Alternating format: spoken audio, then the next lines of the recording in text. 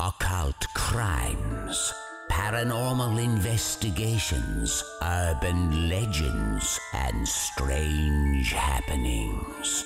Welcome to Myths, Magic, and Murder. Hey, welcome to Myths, Magic, and Murder. This is episode 68. I'm Abby. I'm Kate, and we'll be your ghostesses on this snowy day. Yeah, surprisingly, it snowed yesterday, even though it's been really hot recently. Right, what's that about? Global warming, am I right, ladies? But if it's global warming, why is it cold? How have you been, Kate? How was Easter for you? Easter was fine for me. I set up a treasure hunt for Abby. That was nice. It was with the eggs that she'd bought herself. We are lame people. Yeah. Times are getting tough. So bored being in the house. We went on a walk counterclockwise around the docks. That's how you know it's a real thriller. How's Easter for you? It was fine. I had someone set up an Easter egg hunt for me with my own eggs. Someone? Yeah. Who? I don't know. The bunny. The Easter bunny. Yeah. Yeah. Wait, that was you? What? Anyway, how was everyone else's Easter? Great, thanks. Okay. That's where you should have spoken. Yeah. What are you talking about today, Kate? This week I'll be telling you about a strange Scottish lighthouse with a dark past. How is it a lighthouse if it's dark? Sounds like a pretty shit lighthouse. Well, I'll be getting more into that. Oh, I'm super excited. I'm talking about the lost city of Atlantis, Whoa. which is something I said I would cover probably about 50 episodes ago. So I'm pretty excited to talk about that, I guess. Do you ever watch, is it just called Atlantis, the Disney movie? I was thinking about this when I was writing it. White-haired woman in. She's got blue paint on her. I know her. Yeah. Maybe it is just called that. I think so. My memory is not very good. I seem to remember I liked it, but I feel like it tackled problems way too large for an infant mind. Fair enough. Okay, do you want to get... Oh, wait, strange news. Yeah. Almost just let you get straight into it. Oh, no, I was going to hound you for the news. In strange news this week from Unexplained Mysteries, new dinosaur just dropped. Oh my god, new merch. This isn't like the spookiest of stories, but I just think dinosaurs are pretty rad. And like, this is kind of cool because we're talking about old stuff. I feel like this is all the news is nowadays. It's just something one of us found mildly interesting. That's not true because you wouldn't let me do the story where pigs could play video games with their noses. But you should have. I honestly don't recall. You said don't do that. Anyway, paleontologists have discovered fossilized remains of a new species of a large carnivorous dinosaur in Argentina. It's a bit smaller than the T-Rex. We all know the T-Rex. I'm sure you do. You've seen Jurassic Park? Yeah, we do actually. I learned some funny facts about the T-Rex. Let me tell you. The T-Rex actually had binocular vision, so it had eyes at the front of its head, which means that it had depth perception, so even if you stopped, it would still be able to see you. That is a myth. Also, the crocodile, the bite force of a crocodile, is what the T-Rex had per tooth. How do you remember this just off the top of your head? Fun Facts with Kate, the new podcast. Yeah, sorry, continue. Anyway, it's thought to have roamed the Earth 85 million years ago, and it's believed to have had incredible hearing and would likely have been an incredible hunter. In fact, the translation of its name literally means the one who causes fear. Me. I would love to have that title. What's it actually called? I didn't write that down because I knew I wouldn't be able to pronounce it. Wuss. Yeah, if you Google the one who causes fear, it'll come up, and that's enough. It's just a photo of me and Abby. Yeah, this is all one big elaborate late prank. What's your favorite dinosaur? Probably the Velociraptor. Okay, a classic. Yeah, because they're extremely intelligent. But now that I've got all these fun new facts about the T-Rex, maybe I'll just start saying that. But I feel like if someone says the T-Rex is their favorite, you're like, oh, that's kind of lame. The Brontosaurus is my favorite. Is that lame? Or the Apatosaurus is what it's called now, isn't it? I have a question. Yes. Diplodocus. Pronounced Diplodocus, correct? Diplodocus? Why? You did not learn it like that. No, I didn't. No one learned it like that. Diplodocus? I'm upset. Because he plod. Oh, never mind. Do you believe that they were covered in feathers? I think some of them were, but I think some of them weren't. Great answer. That is on that. Tell me about your scary story, Kate. Okay, my sources this week are Wikipedia, historic-uk.com, ancient-origins.net, the OG. Love that. dailymail.co.uk, strangeoutdoors.com, and nlb.org.uk. Not Major League Baseball, before you make the joke. It's an N for November. Major League Baseball. I hate you.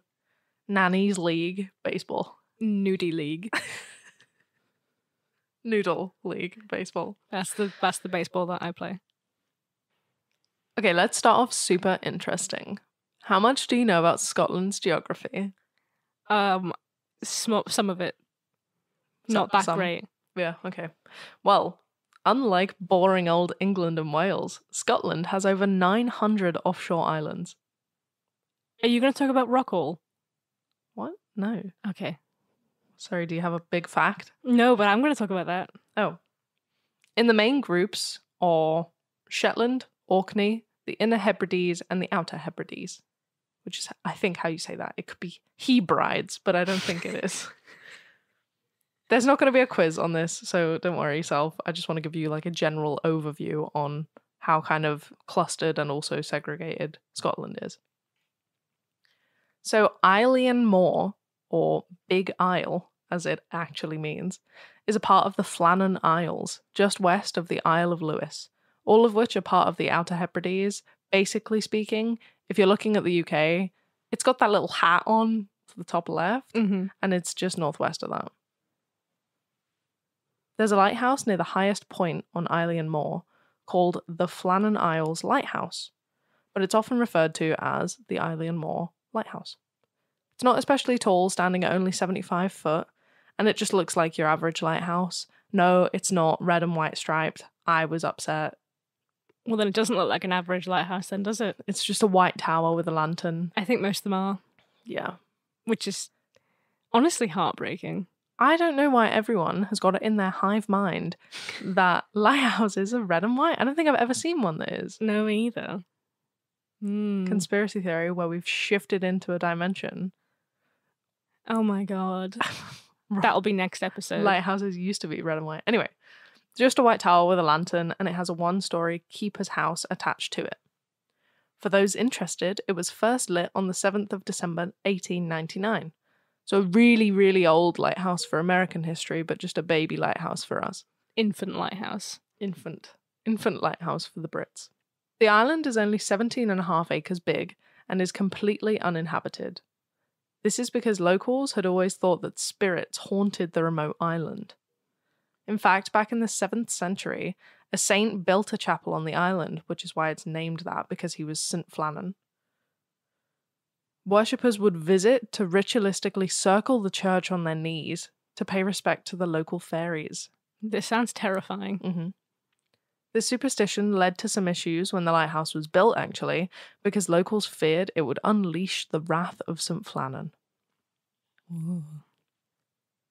Now, apart from the lighthouse, there's nothing nearby. As I said, it's uninhabited, but there is a railway track that was used to transport provisions, like food and fuel for the lantern in the lighthouse. This hasn't been used since the 60s.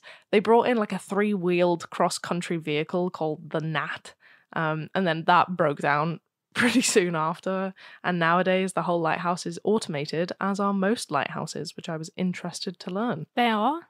Yeah. I feel like I don't know anything about lighthouses, I'm just realising.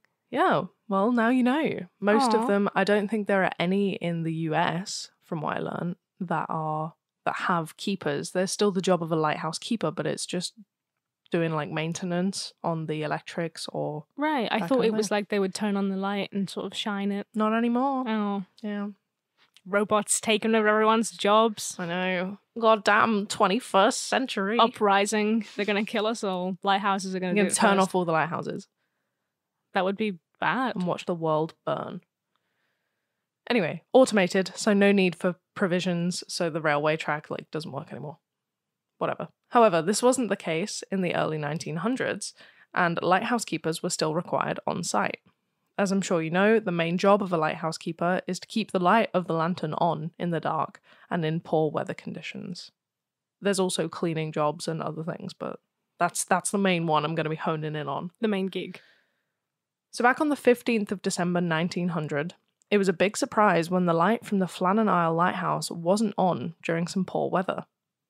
Luckily, the ship that noted this, the Archter, carried on sailing to its final destination without any trouble, but once they docked, they reported this to the Cosmopolitan Line Steamer's headquarters so they could forward the message to the Northern Lighthouse Board. However, this didn't happen for some number of days, apparently because there were other pressing matters that caused it to escape from memory. Eventually, though, the Northern Lighthouse Board were notified of what had gone on, i.e., no light in a lighthouse, and were pretty annoyed that they weren't told sooner.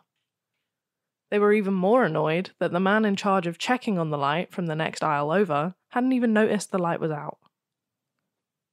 Anyway, annoyances out of the way, they sent a relief vessel so they could aid the lighthouse keepers, thinking they'd run out of fuel, something had happened to them, whatever.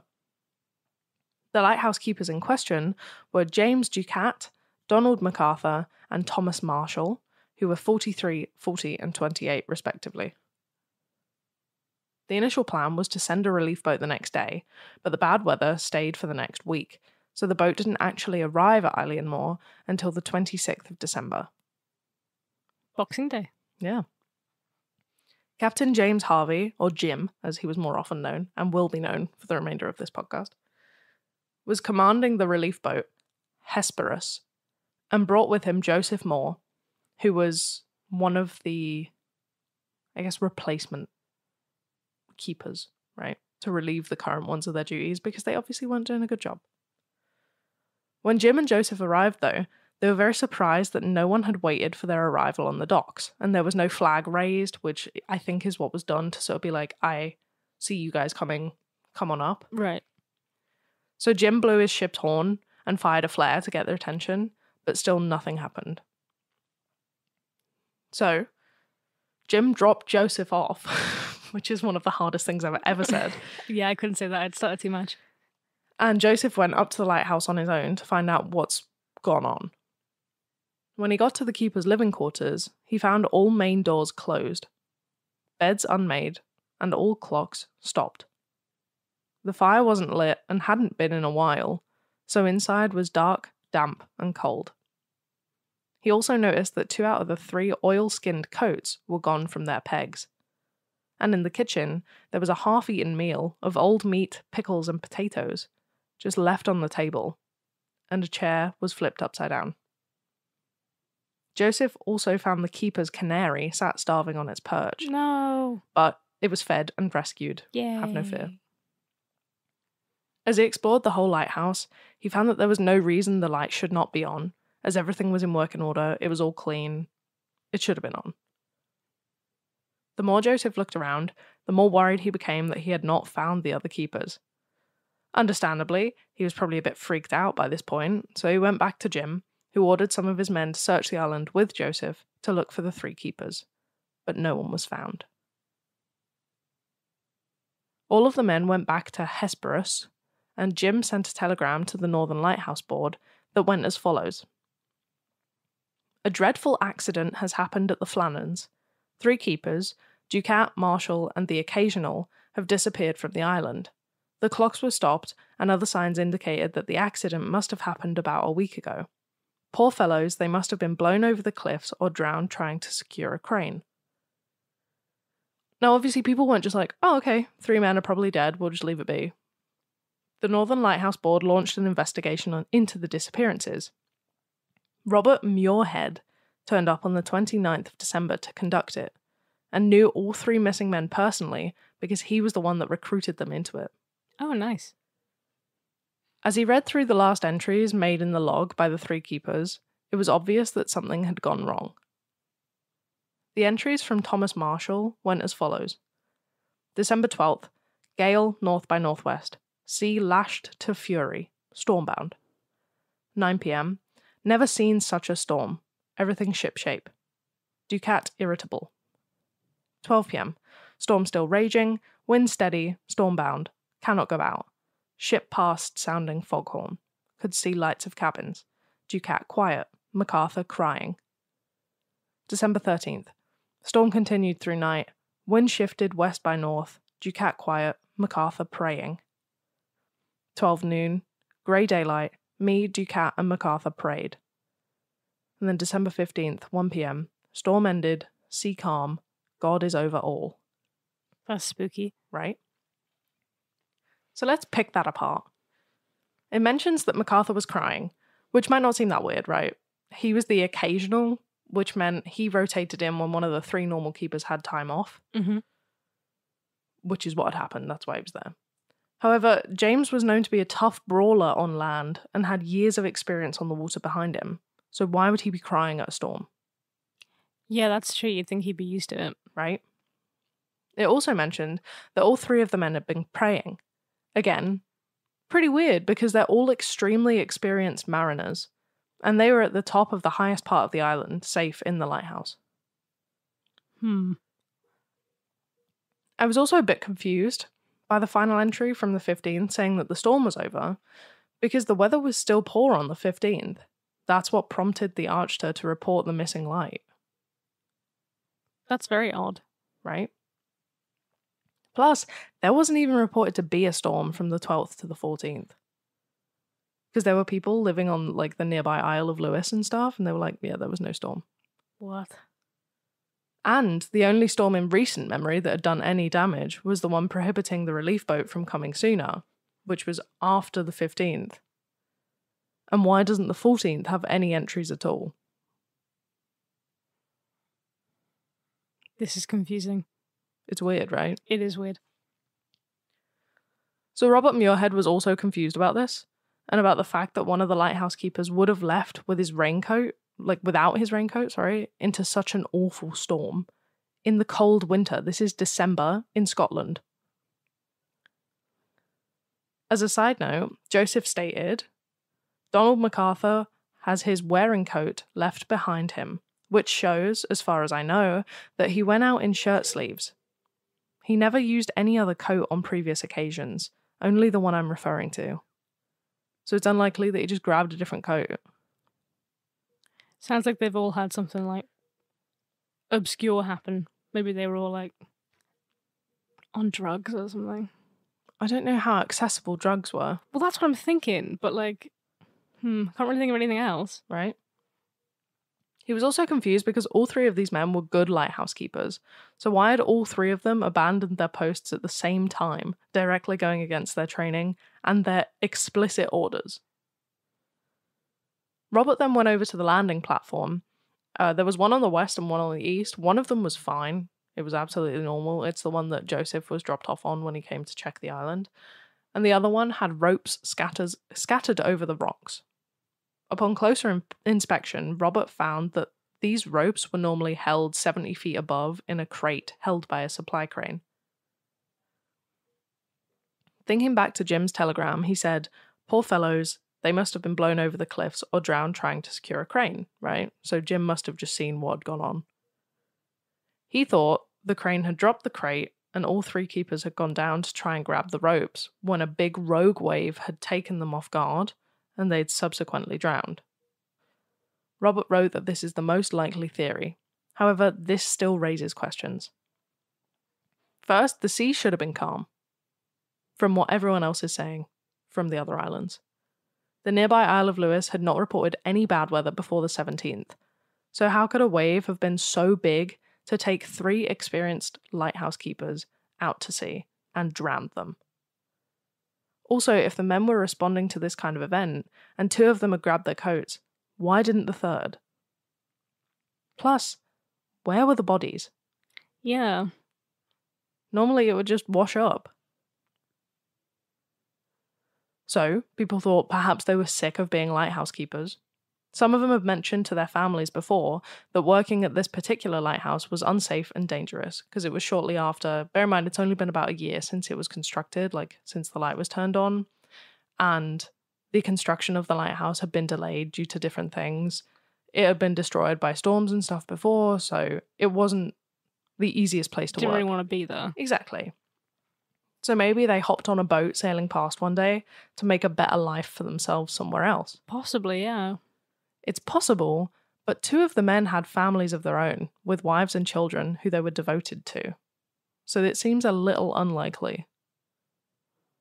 Others thought that maybe they were taken against their will, like by pirates or something similar. However, that doesn't explain why 2 of them took their coats, and why all of the dishes had been done, and everything was cleaned and in its place, Polite pirates. and all of the doors were locked behind them. Oh, they were planning to go out.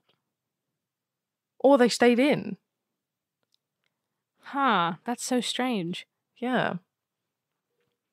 There is the heavily talked about possibility that one of the men murdered the other two and then took his own life. The possibility is... favoured isn't the right word, but you know what I mean. People think this is probably what happened, but again, it wouldn't explain how none of the bodies have been found 100 years later. Especially if it was a suicide, because you wouldn't be able to hide your own body. Exactly. If he'd killed the other two and like thrown them in the sea or something, like maybe, but Yeah. doesn't really make much sense. I guess it could make sense if tensions had been high, as the log entries would suggest. But Mike Dash, who's a Welsh writer, researcher, and historian, suggested that the logbooks were a hoax after the event that was then released to the press. But we'll never know. Maybe. More superstitious people believe that the men were carried away by a sea serpent, alien, siren, or possibly even by a ghost ship. This could explain why there have been reports in recent years of voices in the wind calling out the names of the 3 missing men. I just don't get why the doors would be locked. Right? Aliens don't have to knock. Yeah. Maybe they do. Maybe they were just polite and locked up after them. That's sweet. Yeah, wholesome aliens. If you are super interested in this story, you can watch The Vanishing, which is a 2018 film. It has Gerard Butler in. Oh, okay. Yeah, it was like a pretty big film. For once as well, I can actually say I have seen the film and it's pretty good, but I don't really believe that what happened in the film is what happened. Right. It kind of was like, treasure's washed up. Let's kill the man that comes looking for it. Okay. There was like 4 murders in this, and I'm like, look, I highly doubt that 3 experienced lighthouse keepers on Eilean Moor have killed 4 men. You never know. True. And that is literally it. There is nothing else about the Eilean Moor lighthouse disappearances. That's bizarre. That's really strange. Right? Huh. What do you think happened? We'll get into ideas. Okay. I'll do the scare scale. Scare scale. Scale. Okay, how scary do you think it is? Like a solid 4. 4, yeah. Is it because it's surrounded by water and you fear that? Yeah. Fair enough. Yeah. How dangerous? 4. Because you can't swim. Yeah. What's the likelihood that something untoward has happened?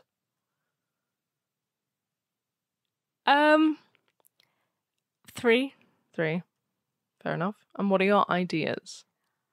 They died. The guy, one of them killed the others. Although I think the biggest problem with that is, again, where would the body be? It doesn't make any sense unless someone had taken them, but why would you do that? I don't know. I can't think of how that would work. But I guess that would make sense as to why things were locked. Maybe the one who didn't take his coat was the one who, like, killed them. I don't know. Perhaps maybe like one of the man that was crying, perhaps he took his own life or whatever. He couldn't hack it. He was the occasional, as we've said before, you know, maybe like something had gone on. He was in a low mood anyway. That's why he was crying. That's why he was praying. The storm freaked him out. So maybe he took his own life, and then the other 2 were like, oh my God, it looks like we killed him. We have to hide the body. They sailed out on like a rowboat. Oh my or God, something. maybe they left, yeah. Yeah. So maybe that's why he didn't have his coat on, because he'd already taken his life in the lighthouse. And maybe they sailed out and like were caught in a storm. Oh my God, you've cracked it, Kate. Yeah. That's totally what happened. I don't have any other ideas because that's it. That's the one. You're so good at this. Why am I even here? I read a lot of whodunit type things. Aliens, Okay. obviously. I'm presuming like a storm and drowning are also just on there. Oh yeah, storm, drowning, Mhm. pirates. I knew you were going to love that Although, one. well, yeah, because pirates are interesting, but again, I don't really get why they would have been like, yeah, you guys could go get your coats, don't forget to lock up, make sure it's all clean and tidy, and then get on the boat and surrender. You know what I mean? True. I was thinking probably with the pirates that they wouldn't have docked come up all of the stairs. I think there's like 201 stairs to get up to the lighthouse, blah, blah, blah. I was thinking maybe like the lighthouse keepers went down to the dock to fix the crane or whatever. Pirates had seen them, just taken them. Yeah, I was thinking that they'd already be outside if they were if they'd taken their coats. But why didn't one of them? That's the weird thing. Maybe he lost it. It was on the peg. I don't know. Maybe he was like, I don't need my coat.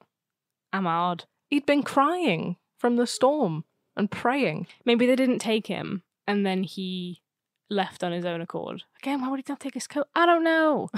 Sorry, I'm not trying to melt Maybe your he brain. had a different coat. Maybe that was his spare. Didn't. You don't know. I do, because I read that thing to you. Oh, I don't know. I don't know about the coat thing. Okay, so that's the most confusing one. We got murder, storm, drowning, aliens, and pirates. Anything else? That sounds like a party. That's enough. That sounds like a party. Okay, you heard it here first, ladies and gents. Tell us what you think happened on social media. If you want to follow us on social media, you can do that at Myths Magic Pod on Facebook, Twitter, and Instagram. And if you want to support us on Patreon and get some exclusive extra content, you can do that at patreon.com/mythsmagicmurder. Yeah, over on Patreon, you get a 10% discount on our merch. Whoop whoop.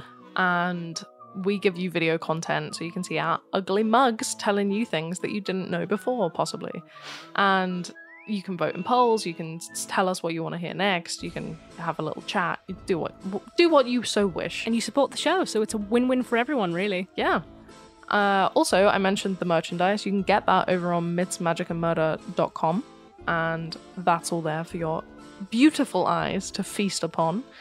And on the website, we've also got like a little requests bit, a little submissions bit. If you want to tell us anything, you want to, request a story, that's absolutely fine. And if you want to tell us your haunted happenings, terrifying tales, and spooky stories, you can email those over on mythsmagicandmurder@gmail.com. All right. Let's talk about... Let's get right into it. Let's get right into it. Let's talk about Atlantis. My sources are Britannica, Nat Geo, History Hit, History.com, Wikipedia, Live Science, Ancient Architects on YouTube, and TechTimes.com. Ancient Architects. Wow. It's pretty neat, right? Pretty so freaking neat. Let's start from back in day, way back. How far back? Ancient Greeks. Oh yeah, I remember it well. Yeah, a few days ago. Atlantis is thought to be a likely fictional city that Greek philosopher Plato mentioned in some of his texts. You a Plato fan? He's all right. I think he's a bit overrated. Oh my god. Well, controversial opinion. All right. So if you don't know who Plato is, if you're not interested in philosophy, he was a Athenian philosopher who studied under Socrates and dedicated his life to writing philosophical dialogues.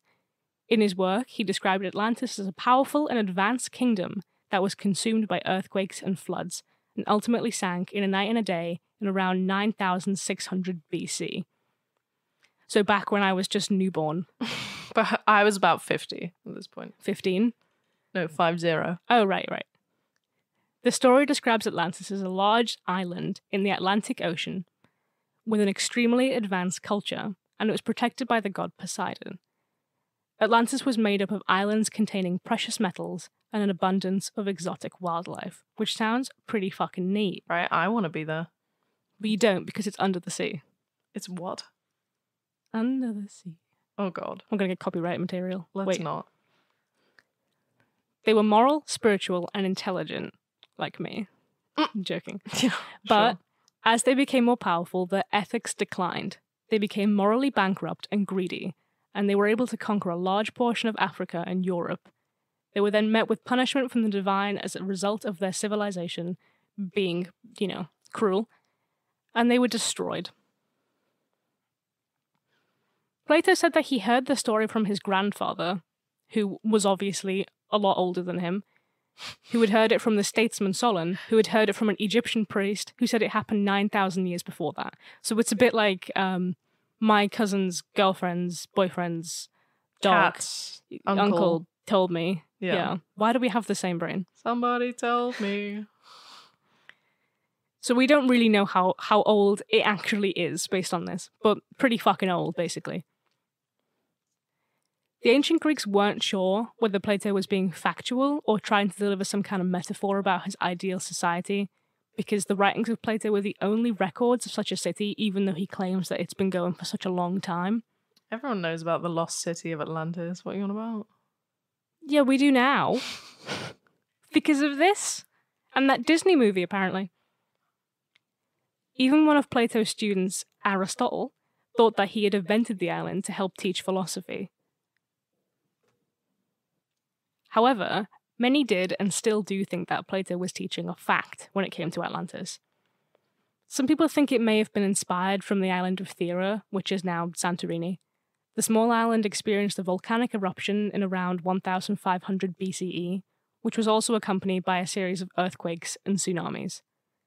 At the time, a highly advanced society named the Mannonians lived on Santorini, and they were wiped out with the natural disasters. Also, in December of last year, a large portion of this ancient city was discovered 200 feet below ground, and it is sick. Oh, it is. So it showed what used to be narrow streets paved with stone, a town square, and houses built up to 4 stories high. It suggests a highly sophisticated civilization that lived here for thousands of years before being met with an abrupt end caused by a volcano.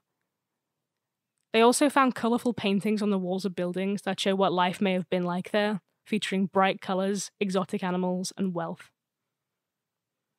As I said, this is all underwater. I think they've put like a little roof on it now to kind of protect it. Okay, that's cute. But it's super cool. I really like seeing buildings underwater. You hate transport underwater. I hate, if I see a plane underwater, God, it makes me feel like I'm going to vomit. While this is super interesting, it doesn't really fit in with Plato's timeline, so while it's possible, people have obviously plenty of other ideas. The most common, obviously besides that it's just a story, is that Atlantis is a real city that Plato wanted to write about to express his teachings, or just because he found it really interesting. And I think this is obviously the most exciting one, the idea of there being a whole sunken city that was super advanced, just in the sea. And it's usually depicted as like a whole city as well, or at least buildings, rather than just sort of like rubble or leftovers. Leftovers. Old pizza. Sloppy seconds. Not destroyed or anything, you know what I mean? Just like full-on buildings. Crusts. Back in 1882, American congressman and amateur scientist Ignatius Donnelly published a book about Atlantis and claimed that it was a real place. He suggested that Plato's account of Atlantis was mostly factual and that all known ancient civilizations were descended from that lost island. This gave the lost city of Atlantis new modern credibility, and many explorers and scientists set out to hunt and find the city, but no one really knows where it is, which obviously puts a bit of a spanner in the works. Well, yeah. There's a lot of water. There is. That's what's scary about this thing. About everything, really. About life. There's too much water. Can you guess that she has anxiety? Mostly for the sea. God, I fear water. Many people think that somewhere in the Atlantic Ocean is where Atlantis is, based off of Plato, and obviously the name Atlantis kind of suggests that. Some people think it's in the Mediterranean, and some people think that it's actually Sweden. Okay. Ignatius also said that Atlantis was the place where humans first created civilization, and that the gods of the ancient Greeks were simply the rulers of Atlantis, which is a really cool thought, actually.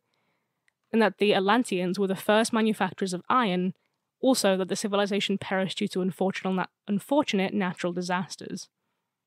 Any natural disaster is unfortunate. True.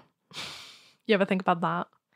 This doesn't really seem too hard to believe at all, personally. Like, it kind of takes all the stuff people don't really want to believe about Atlantis and Plato, like the ancient gods and stuff, and sort of wraps it all in like a believable bow, you know? Like, it existed, but these weren't actual gods. It was just really great people in this city, and everyone thought they were gods, you know what I mean? Yeah. People who've searched for the remains of the city include Bruce Blackburn, who's the CEO of a company that uses historical records and satellite data to find archaeological sites.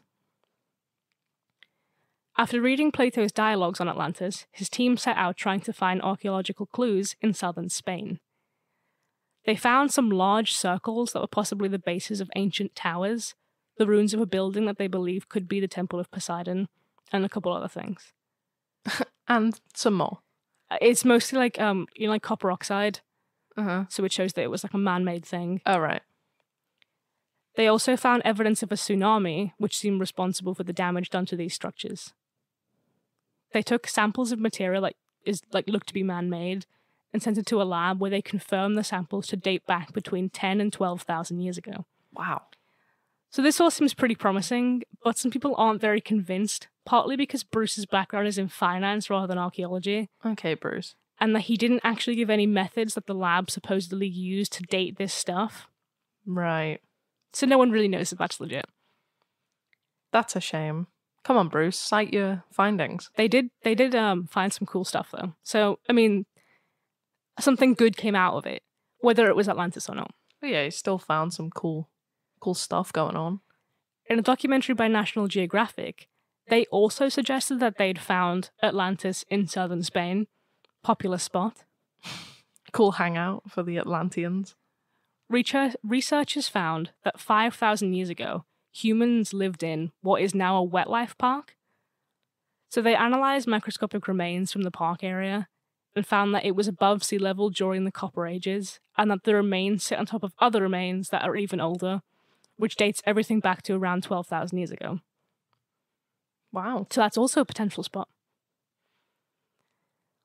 Another place was talked about by British historian Matthew Simpson, who is the guy that did that YouTube channel I talked about at the beginning. Archaeological Ancient Origins. I said it at the beginning. You can skip back. But yeah, he claims that Atlantis is just off the coast of the UK.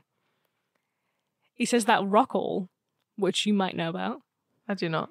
Oh, basically, there's this sort of like mini little island. It's basically like it's an uninhabitable granite island off of the UK.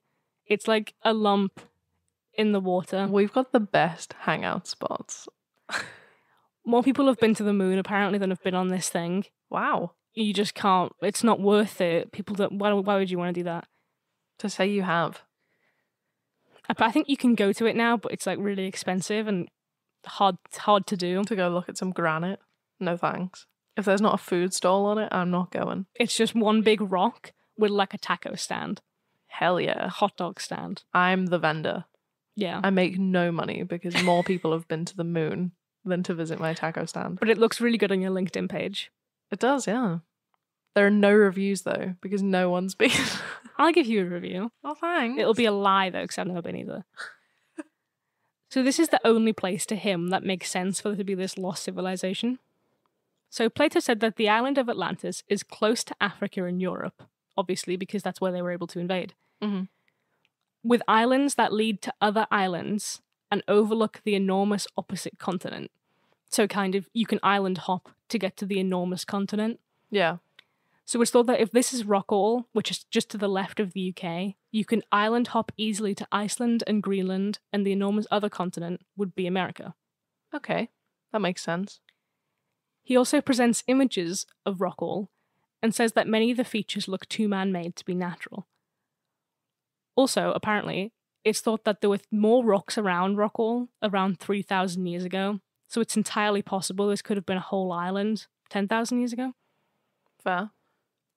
Also, when I was Googling Rockall, I was researching about it, the first thing that came up is like, who owns Rockall? And it was like the UK claimed to own Rockall, but their neighbours do not agree. Oh my god. So Fight. It's just there. Can I buy Rockall? No. The UK owns it, maybe. They say they do. I hate that the UK does that. It's like the British Empire all over again. That's ours. Yeah. And everyone's like, no, it's not. Yeah, it is. You want to fight us? We've Why got a do you even want huge it? navy. It's just a rock. Right, grow up. It's a piece of granite. Just buy some at Screwfix. She's trying to psych you out so she can open up her stand there. I am, yeah. I want Rockall. It could also be underneath Antarctica. Could be. The theory of crustal displacement sounds super gross, Ew. but it's actually the idea that the movement of the planet means that Antarctica may have been ice-free around 12,000 years ago. Which means an ancient city could have been there. Sorry, talking about crust, I have another interesting fact. Do you want to This hear sounds like it's going to be bad. it? No, Yeah, it's go on. not. It's about the Earth's crust and the subsequent other layers of the Earth, right? So do you remember seeing that diagram when we were kids and it was like a circle with like a chunk cut out, like a piece of pie that was forbidden? This is the most boring episode we've ever done. I know, sorry about it. Anyway, piece of pie, red inside, then orange, then yellow. Oh yeah, Yeah. it's a forbidden snack. Yeah, The right. Earth. Mm. That's not what the inside of the Earth looks like. What? The Earth, there's like a circle for the core, right? And then there are two ginormous blobs at kind of like opposite sides of this core. And we know they're there from having done like seismic tests on it or something. I don't know, sciencey. We don't know what they're made of. They are ginormous. They are bigger than continents. I don't want to live on this planet anymore. I feel unsafe. They are huge. We do not know what they are. We do not know how they got there. They were thought maybe to have been the source of super volcanoes. Oh no. And I am fearful. I learned that this morning and now I want to scare you. Carry on with your crust displacement. Okay, but I'm an anxious person. I'm going to think about this for the rest of my life. You're welcome. I'm going to go to my therapist and be like, Kate, tell me about these big volcanoes in the planet. Super volcanoes. Super volcanoes? Super. Okay, back to Atlantis. So the Yep. Piri-Reis map, which was drawn in the 1500s, shows the Antarctic coast hundreds of years before the discovery of Antarctica in 1829. It also shows it without ice. Oh. So this theory, this is where Atlantis could have been before it was destroyed and an ice continent took over. Fair. The Ice Age. And the last exploration in January of this year, a diver from Nat Geo was exploring waters around a remote Japanese island when he discovered an enormous man-made structure. He said the water was crystal clear and he saw a step-like structure with the size of 5 football fields. So while this is amazing, it's also on the other side of the world to where Plato said Atlantis sank, so they're not really very convinced. But I just like to talk about underwater excavations, really, so... You know what freaks me out is that language barriers are a thing, right? And hear me out. There could be a sunken city of like Japan, and everyone in Japan knows about it. And it is what we have been calling Atlantis this entire time. But its real name is something Japanese, right? So we don't understand it. They can't communicate effectively what it is. We don't ask the question because we're not like, you know, do you guys have Atlantis? And they're like, literally, what do you mean? And that's weird, right? Do Japanese people not know about Atlantis, though? Is that what you're proposing? Because Atlantis is Greek, and we still know about it. No, I mean, like, they had Atlantis, but it's just not called Atlantis. Oh, right. It's just called something different. Yeah. Yeah, that's crazy. So none of us have asked. It's the same with cryptids. Like, I didn't know about most of these cryptids. Like, I'm not gonna lie. I knew about Jenny Greenteeth, I knew about the Loch Ness Monster, and I knew about Bigfoot. And that was pretty much my limit. And then learning about different things, like going on Wikipedia, doing deep dive cryptid searches, and I'm like, oh my god, like if all of these things are real, there's a Mongolian death worm that I never knew about because no one from Mongolia has told me. I think it's crazy that just how little we know about the world. Right? It's part of the reason why I do this podcast is because, like, I know that I could research this in my own time, but, like, would I really put this much effort into it? I just think that it's absolutely fascinating that we are told history, Right? from someone's perspective. That could all be bullshit. Well, it's like the history that we learn in Britain. It's all lies. It's completely different, yeah. And it's the same as in America. It's all lies. Like the truth Probably is somewhere. in other countries as well. you Yeah, know. I'm just using like what I have knowledge of. Yeah. The truth is going to be somewhere in the middle of everyone's account, but everyone puts themselves in a really good light and everyone else in a really bad light, and that's so crazy. Yeah, we don't really know exactly what happened in history. And people could have just left parts out because they didn't want us to know about it. Well, yeah, it's like Atlantis, for example, could have been told from an Atlantean's point of view. So they were like, oh yeah, they were gods, you know, and then it was destroyed in like one day. Everyone was taken unawares, but it could have just been like Venice. Venice is sinking. We all know this. Venetians stay in Venice because they're like, we like it here. Maybe the exact same thing happened. It eventually sunk, and then one Atlantean told everyone. You know what I mean? Yeah, you just don't know, and everyone's just like, well, it was clearly just a story. And it's like, but we don't know that. Right? And again, on the same topic, but a bit different before I start absolutely freaking out. All of these different dives, I put them all in because, like, to prove that people were still looking for it, I guess. Mhm. But everyone in these people, they all found something Right? old, which means that they might not be Atlantis, but there are ancient buildings under the fucking sea. Why? Tell me, how did they get there? Why are we not talking about this more? Well, I presumed because, like, the Earth's crust is constantly moving. Yeah, like the Earth is super fucking old, and people are old. Yeah, but, so, like, places just kind of disappear sometimes. yeah, but like everyone talks about Atlantis. Why is no one talking about all these other cities that are just in the sea? Maybe they are, but maybe there are language barriers. Oh my god, I'm gonna freak out. Let's just wrap this up. My Alright. last theory is aliens, obviously. Oh, yes. The one I've been waiting for. The theory that aliens helped build ancient Egypt and the pyramids. So what if they also ruled Atlantis? You know, what if they did that and then they were like, we're all going to live on this one island and, you know, we're all going to be aliens there. Do you have to get an invite? Yeah. Well, Plato said that Atlantis was for people who were half human and half god, like demigods. Mm-hmm. So they could have just been aliens, right? Like, if you see people in there, like, they were more powerful than us, they're stronger and they're better, they could just be aliens. What do you think? I think it's hard because you've kind of got to take everything Plato says with a pinch of salt. Like, does he mean God, or does he just mean people that are more ethical? You know what I mean? People that, like, live their life closer to what he thought was godlike. You know what I mean? So, are they really half human, half god, or do they just, like, wash their hands a bunch, read literature, partake in the arts? You know? Oh, I get you. So, I think that's taking a very literal account, and I think. Oh yeah, no, of course, but I just thought it was worth adding in. Oh, definitely. I mean, would it be super rad if there was an alien civilization that, like, then crumbled and is in our sea, but, like, they were among us for, like, that amount of time? Yeah, that's super cool. Yeah, well, I do personally believe that aliens were here at least at one point. I think they might still be, but that's a separate thing I could also talk about for hours. But I guess this idea is just that, like, everyone thinks these people are really advanced, you know, they're really smart, they have technology that they shouldn't really have at the time. What if they have that because they're aliens, you know? Fair. And they helped build a bunch of different structures and stuff. Perhaps that's why they were so advanced and worshipped for years to come. And then they were either destroyed in a natural disaster, or they were forced to return back home and just destroyed evidence that they were there, or something like that. Possibly. You never know. No, that is in fact true. And that's what's spooky. What do you think? Let's do the scare scale. How scary do you think the idea of Atlantis is? It's not scary, one. There's nothing scary about Atlantis. If it was there, rad. Not dangerous either then? Maybe, I think that maybe the idea of a city vanishing in one night and one day is a bit dangerous. So I'm going to say 2. I don't think the people of Atlantis were dangerous. How likely is it that Atlantis was an actual place? What do you think?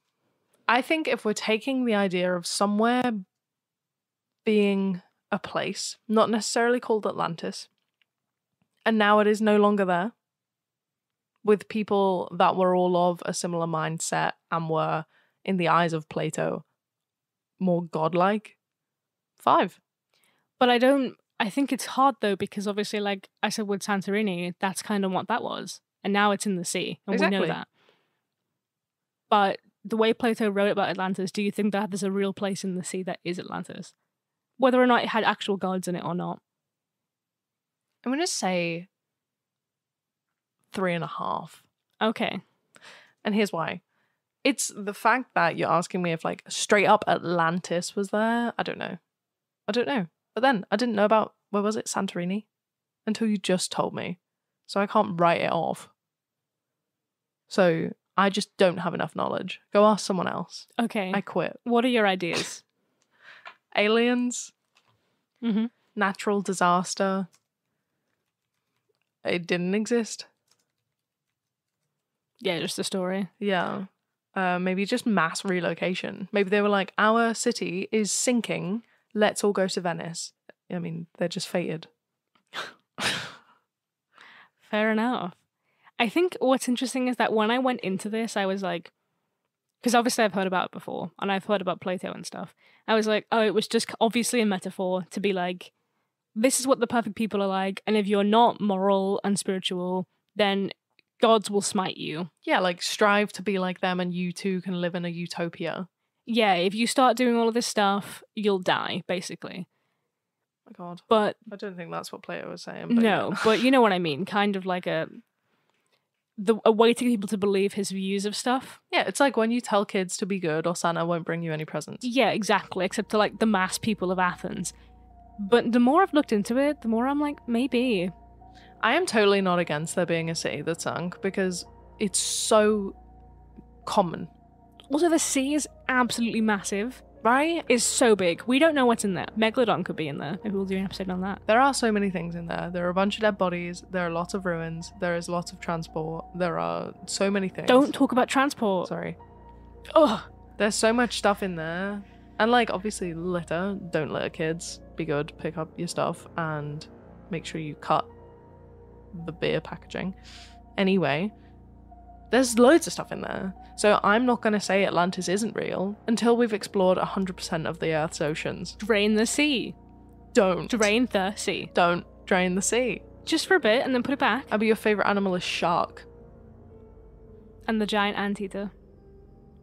I do love sharks. Oh my God, I forgot about all the creatures in there. Yeah, don't drain the sea. That's the dumbest thing I've ever said. I forgot that there were animals in the sea. You're an idiot. I was like, it's fine, there's just buildings. Like, we can just put it back. I can't believe you have the mental capacity to edit this. Yeah, you see, we're all good at different things. Drain the sea. Mine isn't thinking. Alex made a GoFundMe to drain the Earth's oceans. All the whale sharks. Stop putting petitions against it. Oh my God. Well, that was it. We need to work on looking in the ocean, though. 100%. I think we should prioritize that over like space. Right? Can we figure out what's here first before we start trying to leave? Elon Musk, if you're listening to this, could you imagine? Can you figure out what's in the sea, please? Thank you. Or even just you, your average Joe. Go find out what's in the sea right now. Tell us. Take photos. Not of transport. If you send me a photo of a plane in the water, I'm going to block you. She's going to cry, and I'm going to have to deal with it. Oh, it makes me feel sick. Why is it in there? That's not where they go. Look, or like roller coasters. Oh my God. Just stop now. Oh my God. Just punch the mic. Okay. Punched herself in the head. I think this is enough. On that note, if you enjoy this, literally I cannot fathom why this has been the most boring episode of our entire lives. Mm-hmm. And then give us a rating on iTunes. Preferably a high one. Oh, please. Because I'll cry at that as well. I'm a very sensitive person. And finally, don't listen before bed. Listen before bed.